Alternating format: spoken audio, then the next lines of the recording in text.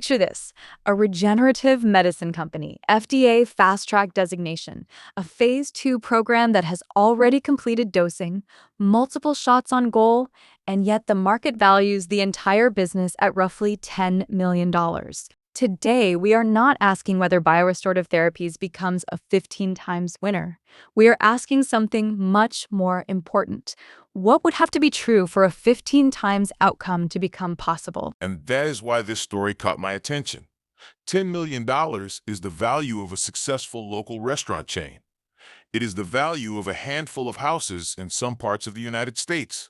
Yet here we have a company trying to develop therapies for conditions affecting millions of people. Or a company trying to survive long enough to find out whether any of that matters. Exactly. Because investors often make the mistake of jumping straight to the upside. They see stem cells, they see regenerative medicine, they see a tiny market cap, and immediately their imagination starts doing the math. If this works, it could be worth 10 times more, 20 times more, 50 times more. The problem is that most microcaps never reach the stage where those calculations matter. Most never even get close. Which brings us to the first major concept of today's episode, the survival gate.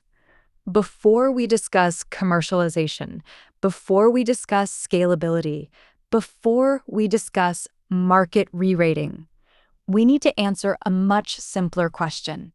Can this company survive long enough for the thesis to matter? And there is a reason we're looking at BRTX right now. Not 6 months ago, not 2 years ago. Right now, the company recently completed dosing in its phase 2 trial. It continues to operate under FDA fast-track designation. It has expanded activity around its bio-cosmeceuticals platform. And an activist investor recently acquired nearly 5% of the company and publicly called for actions to unlock shareholder value. Which sounds impressive until you remember that activists sometimes show up because a company is struggling. That's an important point. Activist involvement is not automatically bullish. Sometimes it is a sign that shareholders believe value is trapped.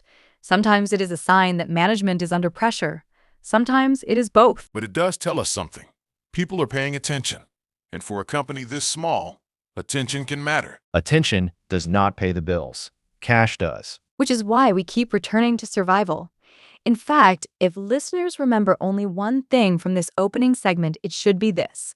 A 15 times return is impossible if the company fails the first gate. Survival comes first. Everything else comes later. One of the biggest mistakes investors make is confusing a stock ticker with a business. They see a chart, they see a market cap, they see a price. But they never stop and ask a simple question. What do shareholders actually own? Before we discuss upside, let's answer that question. Because if you ask 10 investors what BRTX is, most would probably say it's a stem cell company. And technically that's true, but it is also incomplete. Which usually means we should be careful. The more complicated the story, the easier it becomes to fool ourselves. Agreed. So let's simplify it. Today, BioRestorative Therapies is really built around 3 major opportunities. The first is BRTX 100. The second is ThermoStem. And the third is bio-cosmeceuticals. 3 opportunities, 3 very different paths. And BRTX 100 is clearly the centerpiece. This is the program that gets most of the attention. It targets chronic lumbar disc disease. In simple terms, chronic lower back pain caused by degeneration inside the spinal discs. Which is not exactly a niche problem. Not even close. Lower back pain affects millions of people worldwide. And while there are treatments that help manage symptoms, there are relatively few options that attempt to address the underlying degeneration itself. Think about the difference between repairing a road and simply putting up signs warning drivers about potholes. Most treatments today are trying to help people live with the problem. The promise of regenerative medicine is the possibility of repairing some of the damage itself. Promise being the key word. Because lots of things sound promising before they reach commercial reality. Exactly, which is why we care about evidence. And this is where BRTX becomes more interesting than many early-stage biotechs. The company is no longer operating purely in theory. Dosing in its phase 2 study has been completed. The conversation is gradually shifting from concept toward validation. And that shift matters. Investors often underestimate how much value can be created simply by reducing uncertainty. You don't necessarily need a final approval to create shareholder value. Sometimes proving that something might actually work is enough to change how the market views a company. Assuming investors believe the evidence. Which brings us to the second asset, ThermoStem. Unlike BRTX 100, this program focuses on metabolic disease and obesity-related opportunities. Today, it is much earlier in development, but it gives the company another shot on goal beyond spine disease. And that matters because investors rarely pay for optionality when a company is worth only $10 million. The market is usually focused on survival, not future possibilities. Which means ThermoStem is valuable, but only if the company survives long enough to develop it. Precisely. Then we arrive at the third piece of the puzzle, bio-cosmeceuticals. Unlike the clinical programs, this is potentially closer to commercial activity. Instead of focusing on severe medical conditions, the emphasis is regenerative applications in aesthetics and skincare. And what I find interesting here is that it introduces a different path to value creation. Investors often think every biotech must wait years for clinical milestones, but a commercial platform can potentially generate attention, partnerships, and revenue opportunities sooner. Or become a distraction from the main mission. Another fair concern. The challenge for management is balancing multiple opportunities without spreading resources too thin. But when we step back and look at the entire picture, something important emerges. BRTX is not a one-asset company. Exactly. If you buy shares today, you are not making a single bet. You are making several bets at once. A spine therapy, a metabolic platform, and a regenerative aesthetics opportunity. Which sounds attractive. But it also means execution becomes more important. More opportunities can create more value. They can also create more ways to fail. And that is the key takeaway from this segment. Shareholders are not buying a stock chart. They are buying three separate opportunities wrapped inside one very small company. The next question is whether that company can survive long enough to pursue them, which brings us directly back to Charlie's survival gate. Charlie introduced the survival gate in our opening segment. Now it is time to examine it properly. Because before a biotech can become a 15 times winner, before it can become a 6 times winner, before it can even become a 2 times winner, it has to accomplish something surprisingly difficult. It has to stay alive. Which sounds obvious until you look at the history of small biotech companies. Most investors focus on the science. Most failures happen because of the balance sheet. Exactly. Investors love talking about clinical trials. They should spend more time talking about cash. Let's explain why. Imagine a company developing a therapy.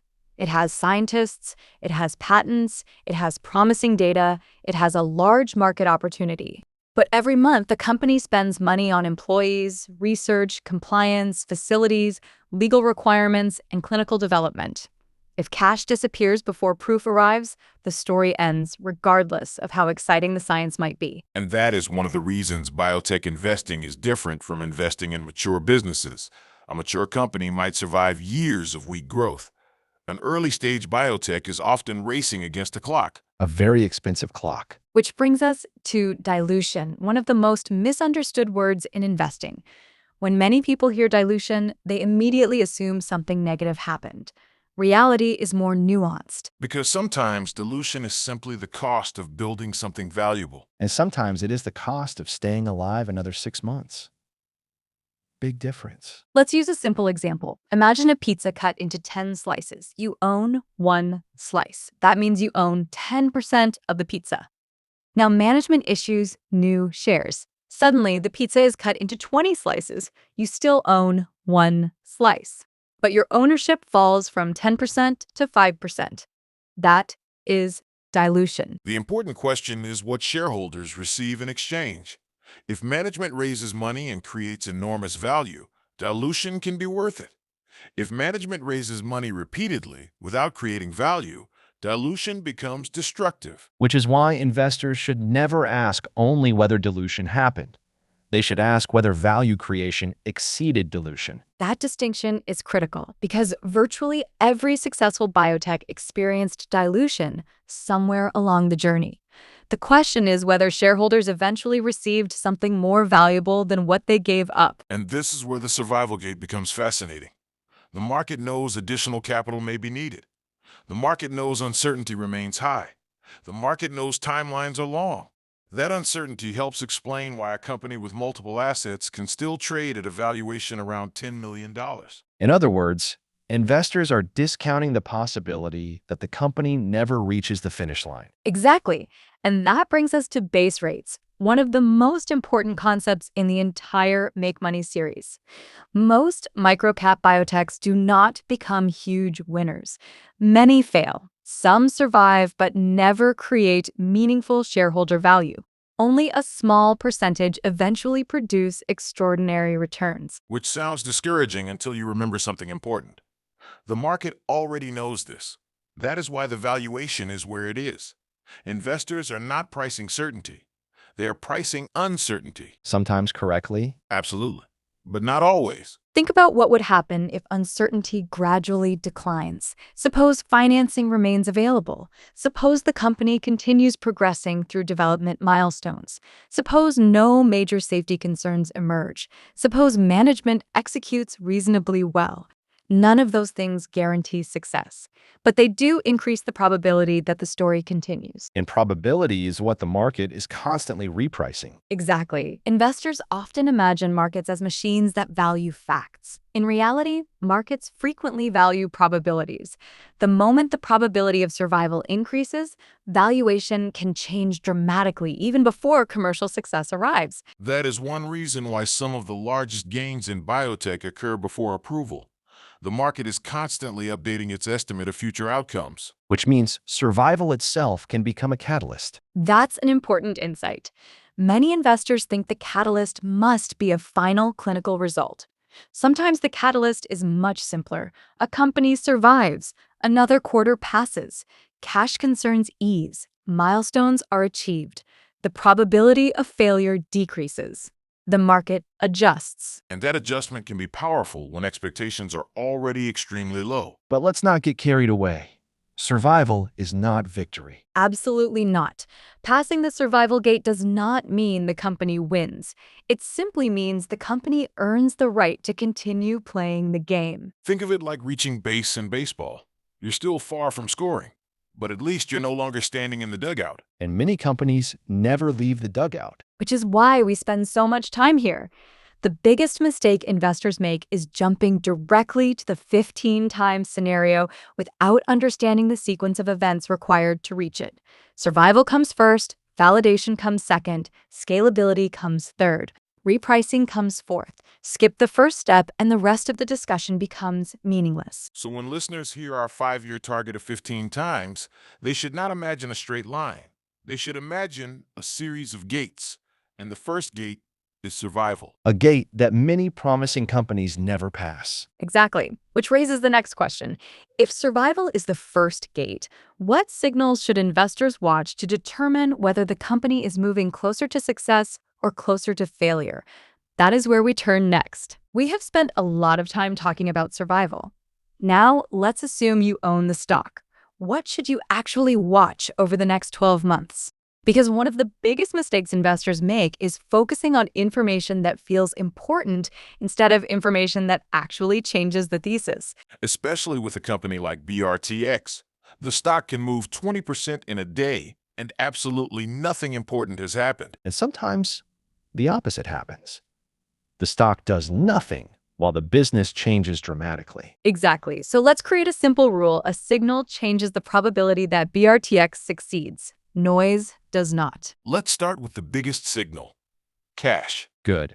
Because nobody likes talking about cash, which is exactly why we should talk about it. As of March 31st, 2026, BRTX reported roughly $3.1 million in cash and another $480,000 in marketable securities. Total liquid resources of about $3.6 million. Which sounds fine until you compare it with the burn rate. Roughly $3.8 million of operating cash burn during the first quarter alone. Exactly. Which means the first thing investors should watch is financing. Not because financing is exciting, because financing determines survival. In other words, if somebody asks me what the most important BRTX chart is, it is not the stock chart. It is the cash balance. That may be the least exciting answer in investing and the most correct. Signal number 2 is clinical progress. Remember, this company has already completed dosing in all 99 patients enrolled in its phase 2 study. Now the market is waiting for top-line results expected in the second quarter of 2027. That is important because every month that passes successfully brings the company closer to the validation gate. Assuming no safety surprises appear along the way. Exactly. Which brings us to signal number 3, regulatory progress. One of the strongest facts in the entire story is that the FDA granted fast-track designation, and that management reported a positive Type B meeting with alignment around phase 3 planning. That's an actual signal, not a tweet, not a Reddit post, an actual regulatory development. Signal number 4 is dilution. Now we're talking. Between the end of 2025 and the end of the first quarter of 2026, shares outstanding increased from roughly 8.9 million to more than 25 million. That is a huge increase in a very short period of time. Which means investors should stop asking whether dilution can happen. It already happened. The real question is whether future value creation exceeds future dilution. Exactly. Now let's talk about something unusual, Chaos Capital. One of the strangest developments in this story. Strange is putting it politely. Chaos acquired roughly 4.9% of the company and publicly called for a strategic review. That part is normal. The unusual part is that they also suggested the company explore a potential AI pivot. Which immediately raises questions. Lots of questions.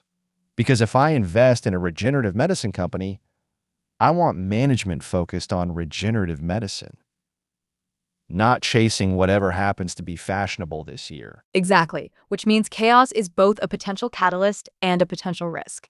Investors should monitor how management responds. So let's summarize the scoreboard. Cash, burn rate, financing, clinical milestones, regulatory progress, dilution, chaos. Those are signals. Everything else is mostly noise. And if listeners focus on those signals, they will be far ahead of most investors following this story. Because the next gate is not determined by headlines, it is determined by evidence. And that brings us to validation. We have now reached the second gate, validation. And this is where investing stops being a story and starts becoming evidence. Survival tells us whether the company can stay alive. Validation tells us whether the science deserves to stay alive. And this is why BRTX is different from many early-stage biotech companies. We're no longer talking about a concept. We're talking about a clinical program that has already enrolled patients, completed dosing, and is moving toward top-line data. Which is good. Because investors cannot pay their bills with PowerPoint presentation. Exactly. Let's talk about what BRTX 100 actually is. The company's lead program targets chronic lumbar disc disease, one of the major causes of chronic lower back pain. The phase 2 study enrolled 99 patients across multiple sites in the United States. And this was not an open-label study where everyone knew what treatment they received. Which matters a lot. It does. The study was randomized, double-blind, and sham-controlled with a 2-to-1 ratio between treatment and control groups. That design gives investors more confidence than a simple observational study. Because now the company has to prove the therapy performs better than a meaningful comparison group. Which is where many exciting stories become disappointing realities. Exactly. The primary efficacy measure is also worth discussing. Investors often hear phrases like positive data without understanding what that means. In this trial, patients must achieve at least a 30% improvement in both pain and function. Not one, both. Pain measured through VAS, function measured through ODI. So the company is trying to prove patients not only feel better, they actually function better. Exactly. That is a much higher standard than simply showing a small statistical improvement somewhere in the data. Now let's talk about what investors know today. And more importantly, what they do not know. good distinction. The company has already reported encouraging blinded data updates. Expanded datasets showed sustained improvements in pain and function along with a favorable safety profile. No dose-limiting toxicities have been reported. Which is one reason the story remains alive. But blinded data is not the same thing as top-line data. Exactly. Investors need to remember that. The final answer has not arrived yet. The market is still waiting for top-line results expected during the second quarter of 2027. Which means we're in an unusual period. The company has enough information to create interest, but not enough information to create certainty. The perfect environment for disagreement. Exactly. Bulls see encouraging signals. Bears see unfinished work. Both can make reasonable arguments today. Another important fact is the FDA relationship.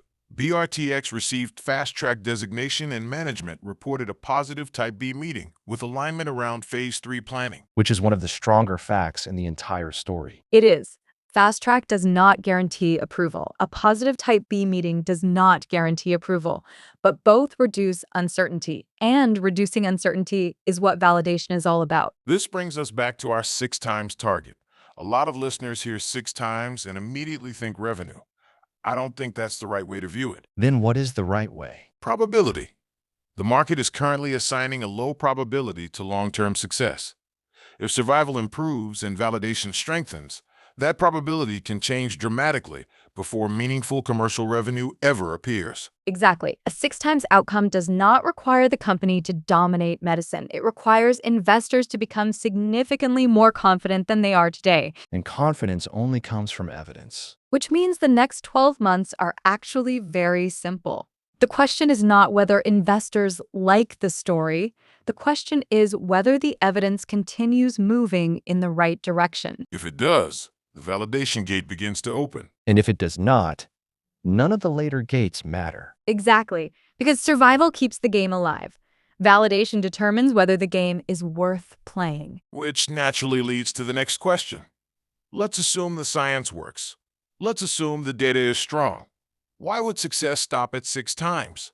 Why could a company like BRTX become dramatically more valuable than that? To answer that, we need to discuss scalability. Let us assume for a moment that BRTX passes the first 2 gates. The company survives. The science validates. Most investors stop their analysis there. They assume success automatically creates enormous returns. History suggests otherwise. Many successful companies become 2 times or 3 times winners. Only a small number become 10, 15, or 20 times winners. The difference is often not success itself.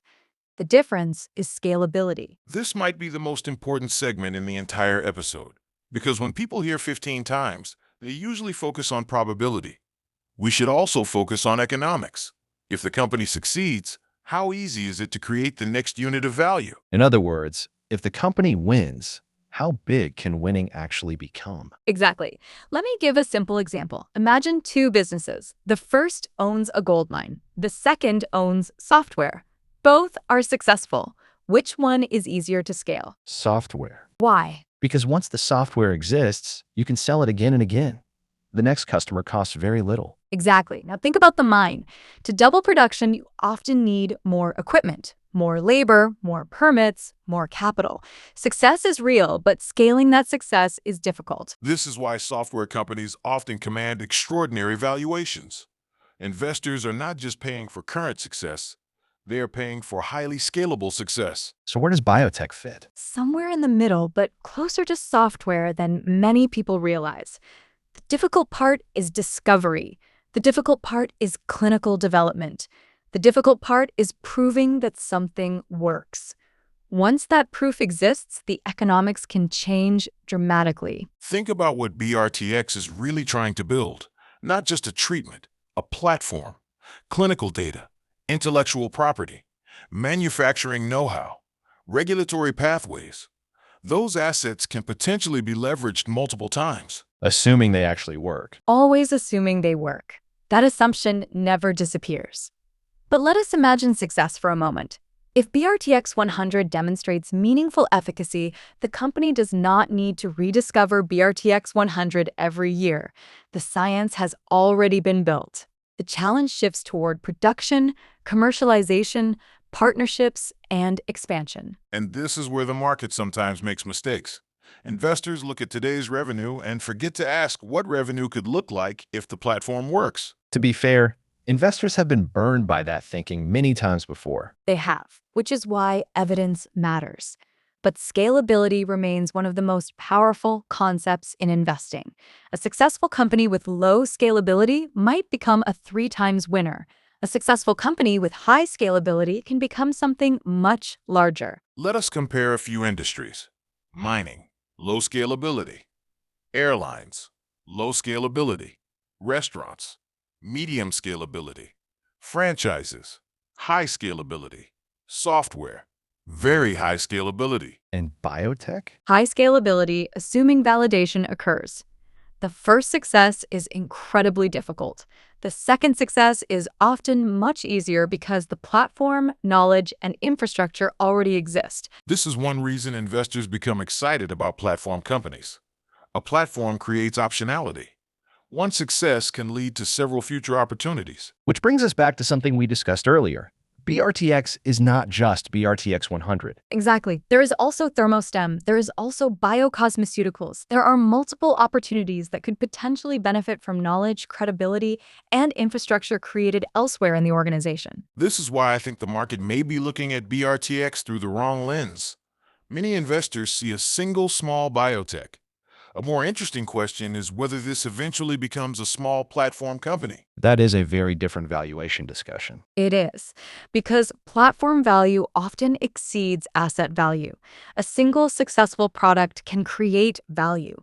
A platform capable of generating multiple opportunities can create substantially more. Which finally brings us back to the 15 times target.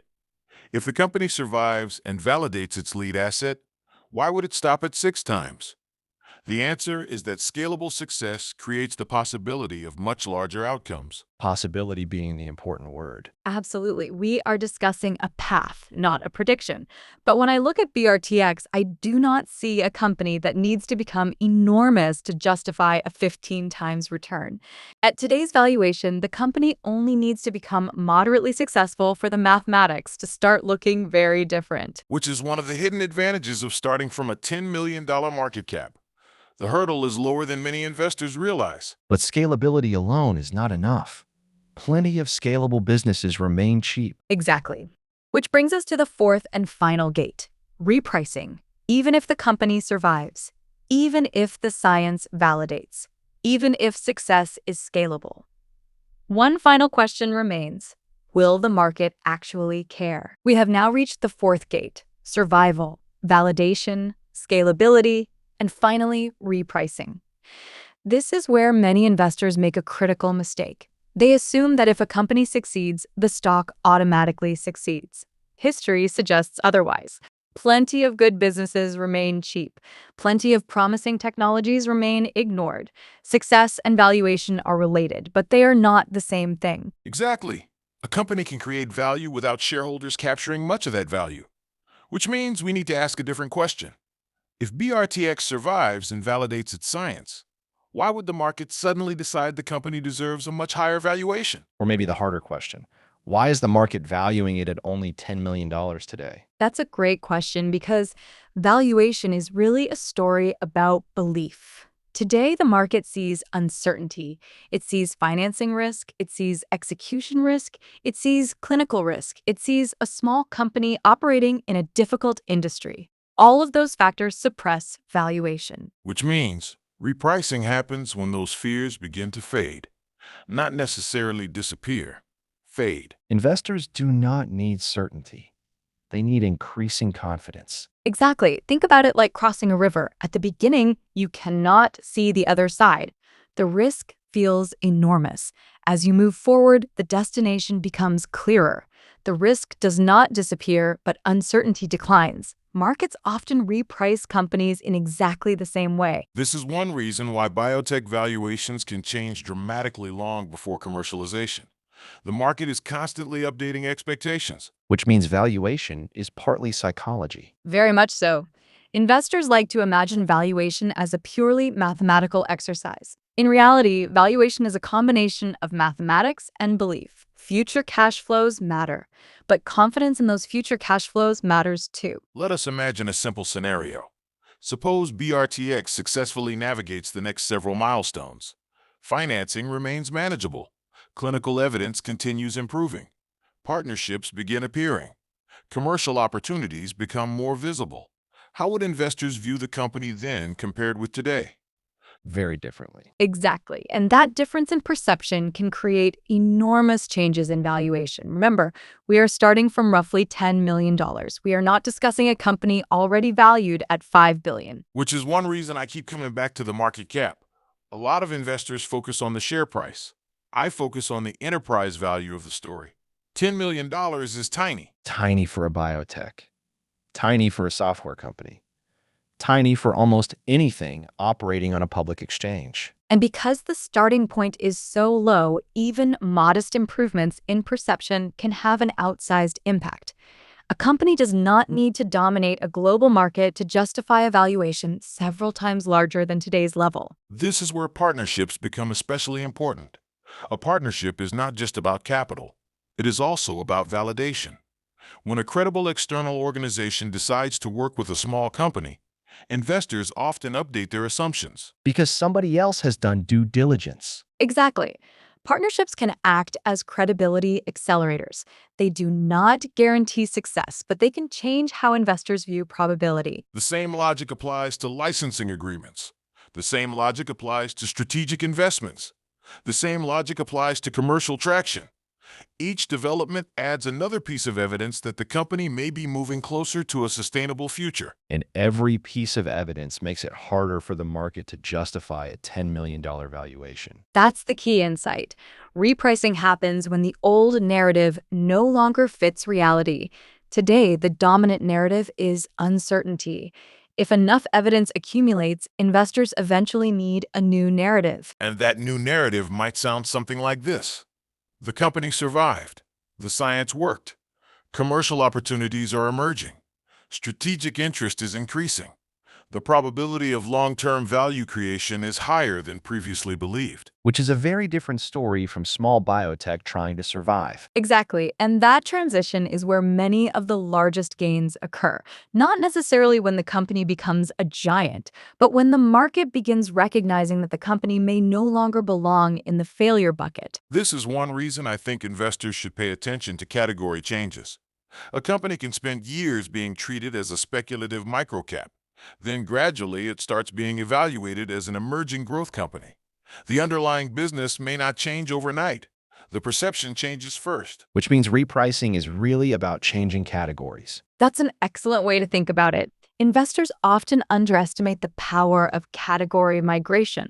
Moving from one bucket to another can create significant valuation expansion even before major revenues arrive. And this brings us back to our 15 times target. People hear 15 times and imagine something extraordinary must happen. Perhaps.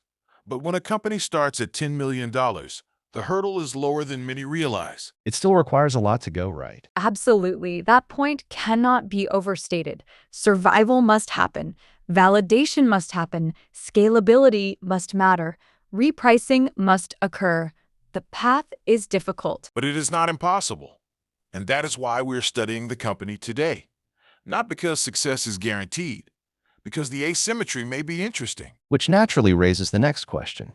If the path exists, what would destroy it? Exactly, because every serious investment thesis deserves a serious bear case. And that is where we turn next. Every investment thesis deserves an exit thesis. In fact, one of the easiest ways to lose money is spending all your time building the bull case and none of your time building the bear case. So before we discuss portfolio management, let's ask a harder question. What would prove us wrong? This may be the most important segment in the entire episode. Good. Because I've been waiting all episode to ruin everyone's optimism. Let's start with the biggest kill signal, clinical failure. Everything eventually comes back to BRTX 100. If future data fails to show meaningful improvements in pain and function, the entire investment thesis changes. Not weakens. Changes. Exactly. Because the path to 15 times begins with validation. No validation, no path. Risk number 2 is safety. Investors often focus on efficacy because it is exciting. Regulators care about safety too. A therapy that helps patients but creates unacceptable risks can still fail commercially. And safety surprises tend to arrive suddenly. Which means investors should never assume the science is already solved. Risk number 3 is financing pressure, and this is where the story becomes very real. Finally, the part nobody wants to talk about. As of March 31st, 2026, the company reported roughly $3.6 million in cash and marketable securities. During the first quarter alone, operating cash burn was approximately $3.8 million. Which means the company is not operating with years of excess liquidity. Not even close. This is months, not years. Investors need to understand that. Exactly. Management may secure financing. Partnerships may help. Additional capital may arrive. But investors should not ignore the reality of the balance sheet. Which leads directly to risk number 4, dilution. Not future dilution, historical dilution. Between the end of 2025 and the end of the first quarter of 2026, shares outstanding increased from approximately 8.9 million to more than 25 million. That is a dramatic increase in a very short period of time. Which means investors should stop pretending dilution is a theoretical risk. It is already part of the story. The real question is whether future value creation exceeds future dilution. If value grows faster than dilution, shareholders can still win. If dilution grows faster than value, shareholders can lose even if the science improves. Risk number 5 is timeline risk. One of the most underestimated risks in biotech. Topline Phase 2 data is expected during the second quarter of 2027. That means investors are still waiting. Delays increase uncertainty. Delays increase costs. Delays increase financing pressure. Time is not free. Every month has a price tag. Exactly. Risk number 6 is execution risk. Investors often assume management only needs good science. In reality, management must navigate financing, clinical development, regulatory interactions, partnerships, commercialization planning, and investor communication simultaneously. Small mistakes can become expensive mistakes. Especially inside a company this small. Risk number 7 is actually unusual. Chaos capital. Most listeners probably expected activist involvement to appear in the bull case. I see it in both cases. Explain. An activist acquiring 4.9% can be positive. It can create pressure for better capital allocation, better governance, better strategic decisions. But when the activist publicly suggests an AI pivot for a regenerative medicine company, I start asking questions. Fair criticism. Because if management starts chasing fashionable themes instead of executing the core mission, that could destroy value instead of creating it. Which is why investors should monitor management's response carefully. Another risk is opportunity cost. The invisible risk. Exactly. Imagine BRTX survives but takes years to create meaningful shareholder value. Meanwhile, other opportunities perform far better. Investors often focus on losses while ignoring time. Time is capital too. One of the most expensive forms of capital. So let's summarize the kill signals.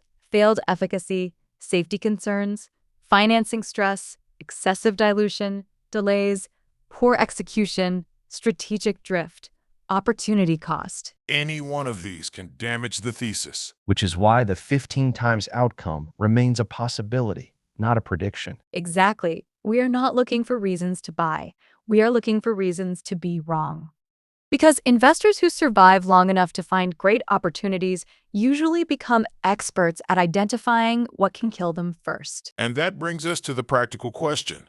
If all these risks exist, how should a rational investor actually manage the position? That's where we turn next. We have spent this entire episode discussing possibilities. Now it is time to discuss behavior, because identifying an opportunity and managing an opportunity are two very different skills. Even if everything we discussed today is correct, investors can still lose money through poor position management. This is one of the reasons I enjoy the make money format. Most stock discussions end with a buy or don't buy conclusion. Real investing starts after that decision. Exactly. Buying is easy. Managing uncertainty is hard. Let's begin with our maximum allocation. 1%. Some listeners may hear a potential 15 times return and immediately ask why we are limiting exposure to only 1%. Because upside potential and confidence are not the same thing. In fact, they are often inversely related. Exactly. The reason BRTX has the potential to generate outsized returns is because uncertainty remains extremely high. If uncertainty were low, the opportunity would probably not exist. This is one of the most important lessons in investing. You are not paid for certainty.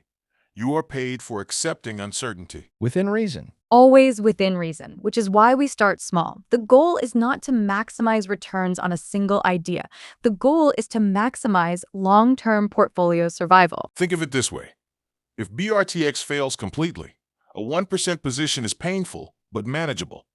If BRTX succeeds spectacularly, a 1% position can still contribute meaningfully to portfolio performance. Small downside, large upside. That is the entire point of asymmetry. Exactly. This brings us to another concept we use frequently: earn the right to scale. One of my favorite concepts. Mostly because it forces investors to stay humble. Exactly. Instead of making your largest bet when uncertainty is highest, you begin with a starter position. Then you allow evidence to determine whether additional capital should be committed. Survival improves. You learn more. Validation arrive. Confidence grows. The thesis strengthens. Only then do you consider increasing exposure. Which sounds obvious, yet most investors do the opposite. They do. Many investors buy aggressively at the beginning because the story feels exciting. Then they discover risks they should have identified earlier. A professional investor often behaves differently. They start with uncertainty, then gradually convert uncertainty into confidence through evidence. Which means position size becomes a reflection of proof. Exactly. Position sizing is prediction sizing. The less certain you are, the smaller the position should generally be. Another important idea is separating thesis risk from market volatility. Explain that. Suppose the stock falls 20% next month. Does that automatically mean the thesis is broken? Not necessarily. The question is why the stock fell. Did the fundamentals change? Did the clinical outlook change? Did financing conditions deteriorate? Or did sentiment simply weaken? This is where the signals versus noise framework becomes useful again. Professional investors try to react to changing facts, not changing emotions. Easier said than done when your position is down 20%. Absolutely. Which is why having a framework matters. Frameworks are most valuable when emotions become strongest. Another practical consideration is diversification. Even if BRTX is your highest conviction biotech idea, it should not become your entire portfolio. Because no single thesis deserves that much trust. Exactly. Diversification is not an admission of ignorance. It is recognition of reality. The future contains surprises. Good surprises and bad surprises. Mostly surprises. Well said. Let's also discuss expectations. One of the easiest ways to make poor decisions is to expect a straight-line journey. Especially in biotech. Especially in microcaps. Exactly. If the path eventually leads to success, it will probably include volatility, setbacks, delays, and periods where nothing appears to happen. Investors should expect uncertainty because uncertainty is part of the opportunity. Which means patience becomes an edge. Assuming patience is attached to evidence and not blind hope. A very important distinction. Patience is not refusing to change your mind. Patience is allowing time for a thesis to develop while remaining willing to update your conclusions when facts change. That may be the best definition of intelligent investing. Better than most definitions I have heard. So when we step back and look at BRTX, our position management framework becomes relatively simple. Small allocation, monitor survival, monitor validation, monitor scalability, monitor repricing. Increase confidence only when evidence justifies it. Which means we're not betting the portfolio on a prediction. We're allocating capital to an asymmetric possibility. And that distinction matters. Because possibilities can be interesting. Predictions can be dangerous. Exactly. And that brings us to our final segment. What does BRTX teach us about investing, asymmetry, and opportunity itself? We began this episode with a simple question. What would have to be true for BioRestorative Therapies to generate a 15 times return from today's valuation? After examining the evidence, the answer is surprisingly clear. 4 gates must open: survival, validation, scalability, repricing. And what I like about this framework is that it forces discipline. We are not predicting the future. We are identifying the path. And those are very different things. As of June 20th, 2026, the company trades around 41 cents per share and carries a market capitalization of roughly $10 million. Our framework assigns a 1-year target of 6 times, a 5-year target of 15 times, a maximum allocation of 1%, and an estimated risk-reward profile of roughly 5 to 1. But before listeners get excited about 15 times, they should remember one thing. Survival comes first. The company is not operating from a position of overwhelming financial strength. Every quarter matters. Every financing decision matters. Every milestone matters. Which means the next 12 months are critical. Financing, execution, clinical progress. Those factors will determine whether the first gate stays open. Then comes validation. 99 patients, randomized, double-blind, sham-controlled, fast-track designation, top-line data expected during the second quarter of 2027. Eventually, the science will answer the question. And if the science disappoints, nothing else matters. But if the science works, the conversation changes completely. The market stops asking whether the company survives and starts asking how valuable it can become. That is where scalability enters the story. BRTX 100, Thermostem, bio-cosmeceuticals, multiple opportunities inside a company worth roughly $10 million today. Assuming management stays focused and executes well. Exactly. Because success is not enough. Success must scale. And finally comes repricing. The moment when investors stop viewing the company as another speculative microcap and begin viewing it as a business with credible pathways to future value creation. Which may be the biggest lesson from today's episode. Markets often reprice probabilities long before they price certainty. That is why opportunities like this exist in the first place. If the outcome were obvious, the valuation would already be much higher. Which brings us to our final verdict. Most companies like this fail. That is the base rate. The reason we are studying BRTX is not because failure is impossible. It is because the potential reward may be significantly larger than the risk when position sizing remains disciplined. That is why this episode is not a prediction. It is documentation. June 20th, 2026. Share price approximately 41 cents. 1-year target 6 times. 5-year target 15 times. Maximum allocation 1%. Risk reward 5 to 1. Now reality gets to vote. 5 years from now, we will know whether the gates opened or closed. Either BRTX becomes another forgotten microcap, Or it becomes one of the most successful case studies ever documented in the Make Money series. Today, we do not know the outcome. We only know the path.